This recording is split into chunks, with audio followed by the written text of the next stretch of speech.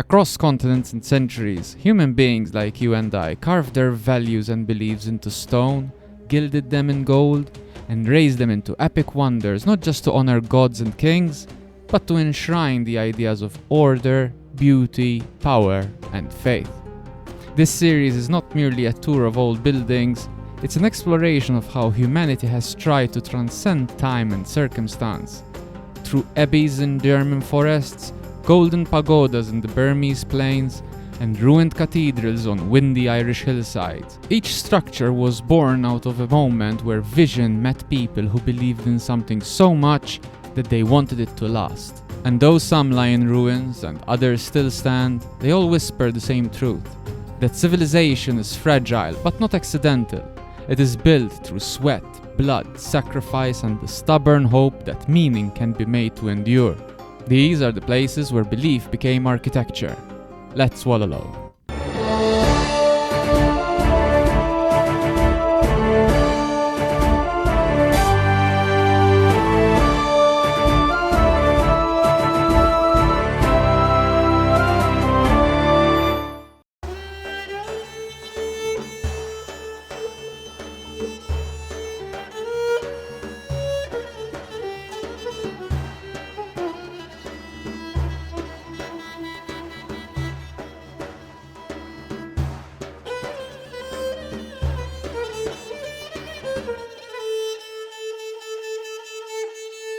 Mankind has always sought to leave a mark, through stone, gold, and sanctuaries that echo beyond time and flesh. In medieval Bulgaria during its age of empire and faith, one such mark was made: the Golden Church of Preslav. Built in the 910s to 920s AD at the height of the First Bulgarian Empire, the Church of Saint Michael the Archangel stood as a beacon of power, culture, and belief. Preslav wasn't just a capital. It was a spiritual and political heart, and the Golden Church was its crown. Commissioned under Tsar Simeon I, ruler of Bulgaria's Golden Age, the church embodied a bold vision. With gilded mosaics and intricate decoration, it wasn't merely beautiful, it was a decoration. Bulgaria was no borderland anymore, but a rising Orthodox power rivaling Constantinople itself. Its golden tiles weren't just adornment. They were theology-made architecture, broadcasting divine favor and imperial ambition. Placing it in Preslav was intentional. It made the city a sacred and cultural center where faith, kingship, and statehood intertwined. This was Bulgaria claiming its place in the Christian world. But time does not kneel to ambition. The church suffered destruction during the Roman conquest of 971 and faded further under Ottoman rule. By the 15th century it lay abandoned, yet its legacy endures. Today the Golden Church's ruins whisper of a once great kingdom, its hopes, its glories, and its fall. They all remind us that strength lies not only in armies, but in what a people chooses to build in the name of faith and identity. And though empires always fall, the light they cast, even if it was brief, can still be seen in the stone and remembered in the gold they left behind.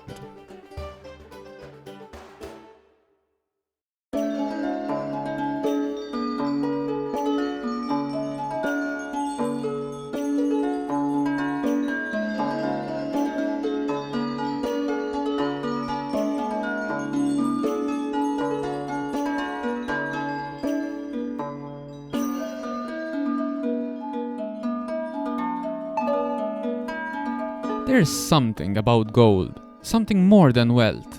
It symbolizes light, permanence, and even the divine. When we build with gold, we reach for something beyond ourselves.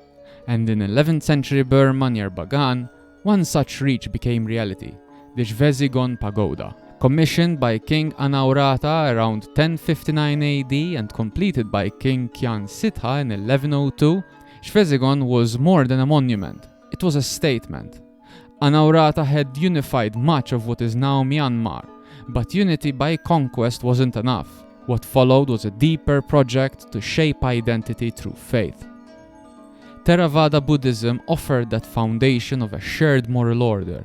The Shvezigon wasn't just a temple, it was the first architectural expression of Buddhism as a state religion.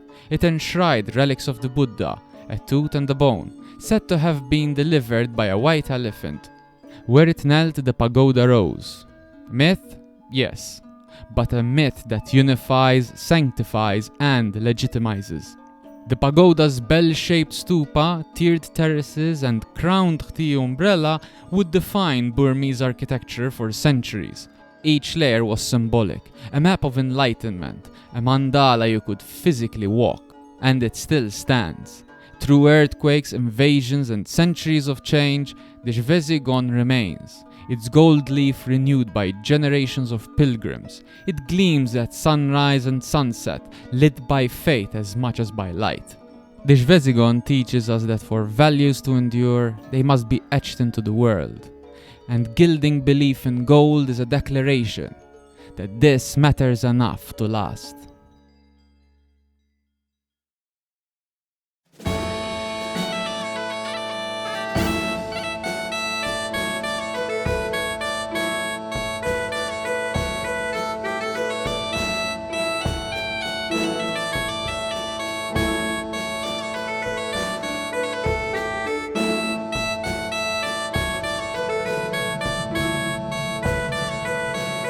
Rising from the plains of Tipperary, like a crown of stone, the Rock of Cashel is not your average ruin. It is a monument to Irish monarchy and the transformation of a kingdom through blood and God. Even before its construction, the hill on which this wonder was built was already sacred ground. In the 5th century AD, Cashel was the legendary seat of the King of Munster, where Saint Patrick is said to have baptized King Angus, accidentally driving his crozier into the king's foot. A painful moment, but one that marked Ireland's royal embrace of Christianity. Yet Cashel's defining form did not emerge until the 12th century when, in 1127, Cormac MacCarthaigh, King of Desmond, commissioned Cormac's chapel that developed into a Romanesque gem.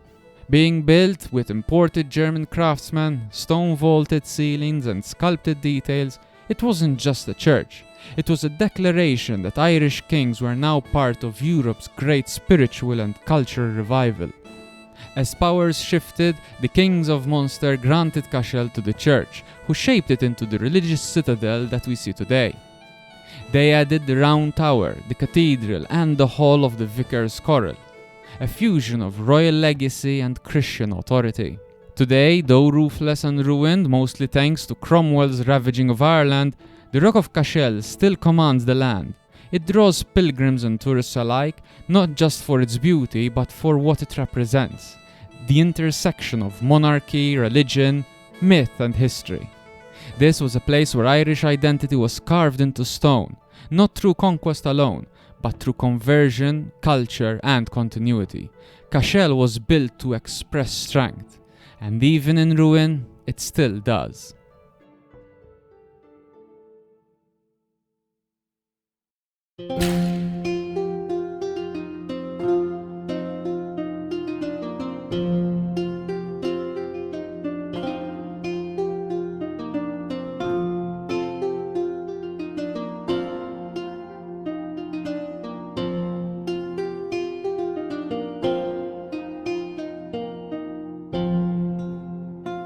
There's something about towers.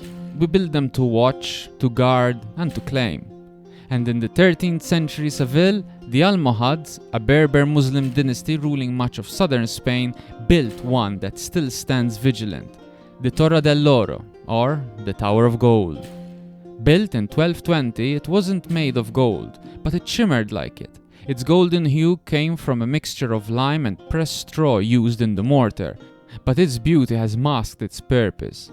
This was a military structure, a watchtower, a river barrier, anchoring one end of a massive chain that could be stretched across the river to control naval access. For Seville at the time was a thriving port and a vital link in the Muslim world. The tower's job was clear: guard the city, control trade, and deter the infidel advances during the Reconquista. When Seville fell to King Ferdinand III of Castile just a generation after the tower's construction, it remained in use under Christian hands, and its importance did not fade. Over the centuries, its usage varied, becoming a prison, a chapel, and even a gunpowder store. Today, the Torre dell'Oro stands not as a fortress, but as a maritime museum, all the while symbolizing the bloody tale of Islamic and Christian Spain, as well as the layered history of Seville itself. Tourists climb its steps now, not soldiers, but its purpose endures, to remind and reflect at a time where rivers were frontiers, and of when architecture was built to last. The Torre dell'Oro is not golden because of its wealth, but because of the light it reflects from such a rich history.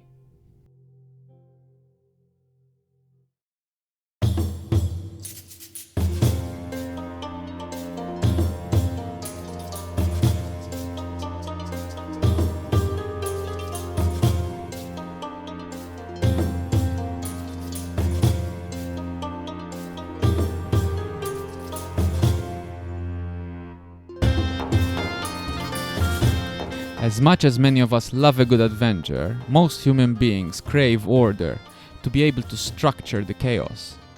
And in the heart of the Eifel region in modern-day Western Germany stands a structure that embodies that impulse.